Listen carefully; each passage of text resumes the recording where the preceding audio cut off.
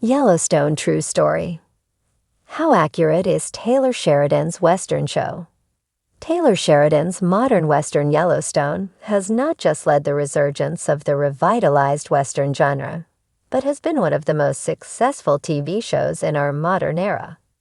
The wild success of the show and its influence on the real locations has led some to question just how realistic Yellowstone's portrayal of ranch life is. It certainly seems authentic when watching Yellowstone, soon to release Season 5, Part 2, on a TV screen, but that doesn't mean it's true to life. Yellowstone, starring the recently departed Kevin Costner, tells the story of the warring Dutton family, led by John Dutton, patriarch and owner of the Yellowstone Ranch in Montana, the largest ranch in the state. The Duttons fight with each other, land developers, tribal nations, and others to keep their ranch intact as the modern world threatens to destroy their traditional way of life. There's quite a bit that Yellowstone gets right about ranching, particularly the pride the Duttons have in their ranch and working the land. However, plenty of elements are exaggerated for the show and not at all accurate to real life. Of course, Yellowstone isn't an adaptation of a true story. The Duttons are fictional characters, and their story is also entirely fictional. That said, their general story and family dynamic might have been ripped straight from any ranching family in America.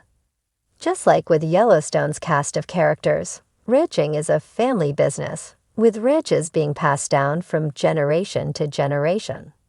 Depending on the size of the ranch and how successful it is, that can mean quite a bit of money flows back and forth, and a ranching family can grow quite wealthy in a few generations, though it's very rare. Working closely with family can lead to friction. While the drama of the Duttons is exaggerated for a soapy drama TV show, real ranching families can butt heads, clash over arguments, and have different ideas about how best to run the family business. There's no separation between family and business, or between business and home. It's all intertwined. That's a recipe for tension, and it can certainly form cracks in relationships. Still, the drama of Yellowstone is more heightened than reality. The most realistic part of Yellowstone is the Dutton family ranch itself. While not one to hop in front of a microphone or camera often, creator Taylor Sheridan has talked in the past about spending lots of time on a ranch as a kid. A ranch his mother bought in Cranfills Gap, Texas, so her kids would learn to be part of the outdoors. Sheridan grew up off and on at the ranch and spent weekends of his teenage years wrangling horses and riding. The authentic feel of Yellowstone's ranch life is thanks to Sheridan having lived it. That's evident in the little details about the show. In an interview with Variety, rancher Jesse Jarvis explained that a number of things about Yellowstone are accurate, right down to the clothing brands they wear. Kynes Ranch Clothing and Greeley Hat, an American hat, are all real brands that ranchers trust. The horse riding is also very true to life, too. As one watches Yellowstone, you may notice scenes where riders in the background will be taking horses through steps in the arena. Those steps are called reining patterns, and they're all performed by real riders, not actors. Yellowstone is not a show without drama, both internal and external to the Duttons.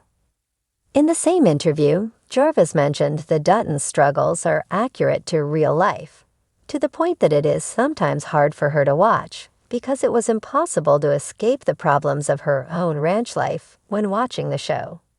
Central to that, and a topic that has come up long before Yellowstone shed light on it, is the loss of land and encroachment.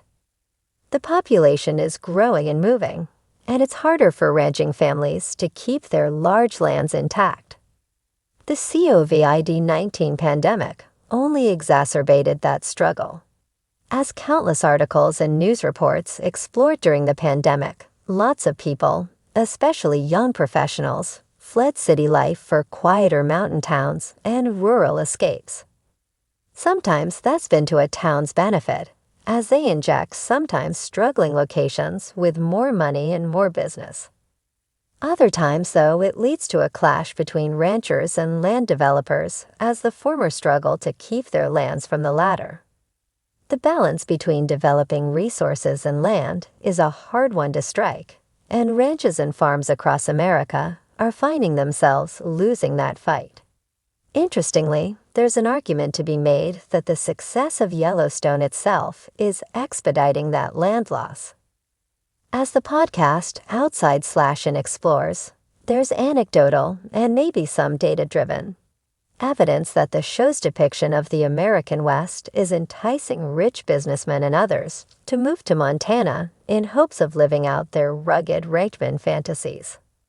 Since 2018, when Yellowstone first aired, home prices and real estate across the state have more than doubled. While that may be coincidental, it wouldn't be the first time a TV show or movie with outsized success created a whole tourism explosion or shifted a population. Just look at what happened to New Zealand after Lord of the Rings hit theaters, or Dubrovnik, Croatia after Game of Thrones. As accurate as much of Yellowstone is, however, it's still a fictionalized drama of ranch life, and that means certain things are embellished if not outright made up. The first of those is the Dutton family wealth. While some ranching families can certainly be wealthy, as mentioned above, that's the very rare exception, not the rule. The Duttons have a helicopter. That just doesn't happen for most families, let alone ranching families. Likewise, the Duttons' high-end equipment is not necessarily the kind of equipment, expensive trucks and trailers and the like, that most working ranches use. Real ranching is more grueling, less lucrative, and harder to eke out an existence than Yellowstone shows. The violence of Yellowstone is also sometimes cartoonishly over the top and just not realistic.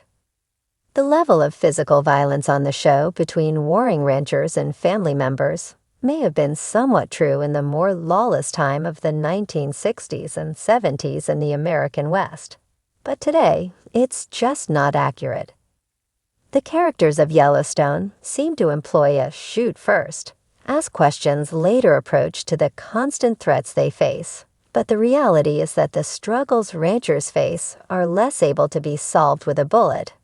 Government assistance, balanced land use, and addressing climate change are more helpful methods of problem solving.